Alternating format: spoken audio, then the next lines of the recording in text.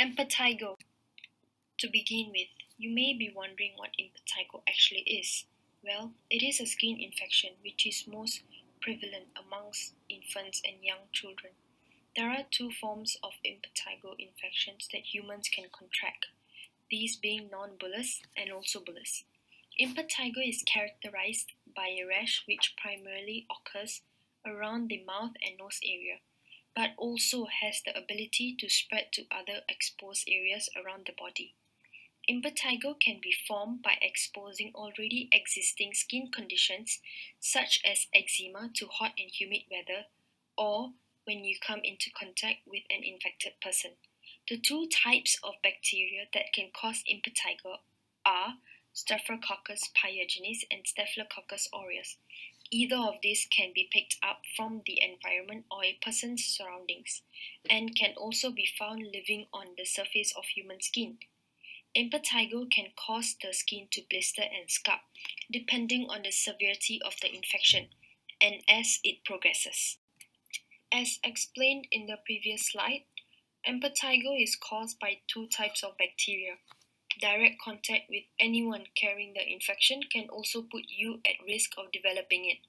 The bacteria are able to survive off human skin and the surrounding environment, so it is important for those around affected people to take extreme good care of their personal hygiene, such as showering and washing of hands to rid of any bacteria.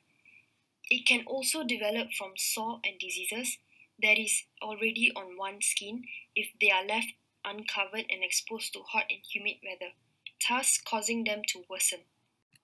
Both types of impetigo come with similar symptoms and warning signs, but it is evident that bullous impetigo has more side effects to the infection than the non-bullous type. Non-bullous impetigo is the most commonly occurring of the two strands of the infection. It causes small fluid-filled blisters to form mainly on the face, around the nose and mouth areas.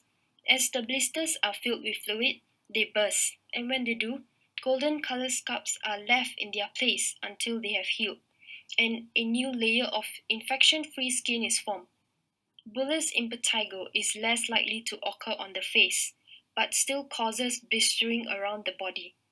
Bullous impetigo is also paired with other side effects, which can make it more serious than a simple skin infection. The side effects being a fever, swelling of lymph nodes, diarrhea, and in extreme cases, it has also been found that it increases the likelihood of kidney failure if left untreated.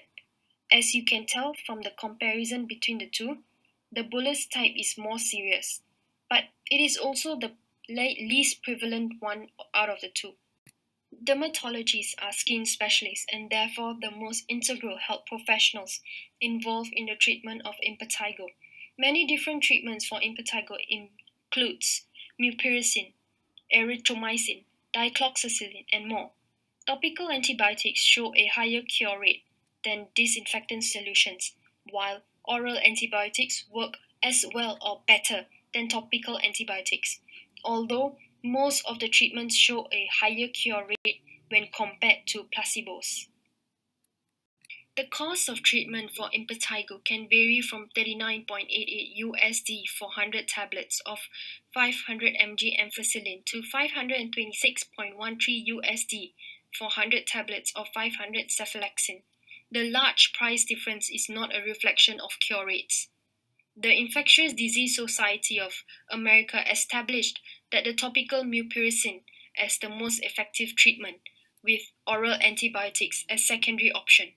22 grams of 2% mupirocin ointment causes approximately 42.75 USD, making it not only effective as a treatment but also cost effective for the patients.